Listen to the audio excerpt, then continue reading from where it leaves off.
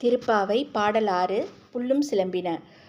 புல்லும் சிலம்பினக்கான் புல்லரையன் கோயிலில் வெள்ளை விழிச்சங்கன் பேரரவம் கேட்டிலையோ.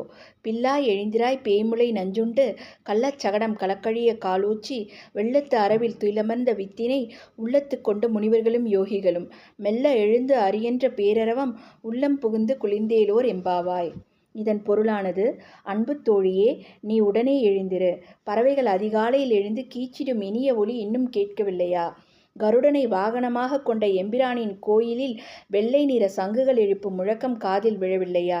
பேய் வடிவம் எடுத்து தன்னை கொல்ல வந்த பூதக்கி என்ற அரக்கியிடம் பால் குடிப்பது போல் நடித்து அவளது உயிரை பறித்தவனும், சக்கர வடிவில் வந்த சகடன் என்ற அரக்கனின் உயிரை குடித்தவனுமான கண்ணபிரானை யோகிகளும் முனிவர்களும் ஹரி ஹரி என்று அழைக்கும் குரலுமா உன்னை எட்டவில்லை? உடனே எழுந்து இவற்றையெல்லாம் கேட்டு உள்ளம் குளிர்வாயாக. இதன் விளக்கமானது, பூதக்கி என்ற அரக்கியை கம்சன் அனுப்பி வைத்தான். அவளை இம்சை செய்து கண்ணன் கொன்றிருக்கலாம். ஆனால் அப்படி செய்யவில்லை.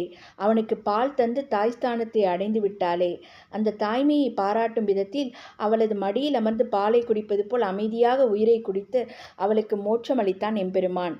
கேரளாவில் அம்பலப்புழையிலிருந்து 25 கிலோமீட்டர் தூரத்தில் உள்ள திருவமுண்டூர் என்ற தலம் குறித்து இந்த பாடலை ஆண்டாள் பாடியதாக சொல்வர்.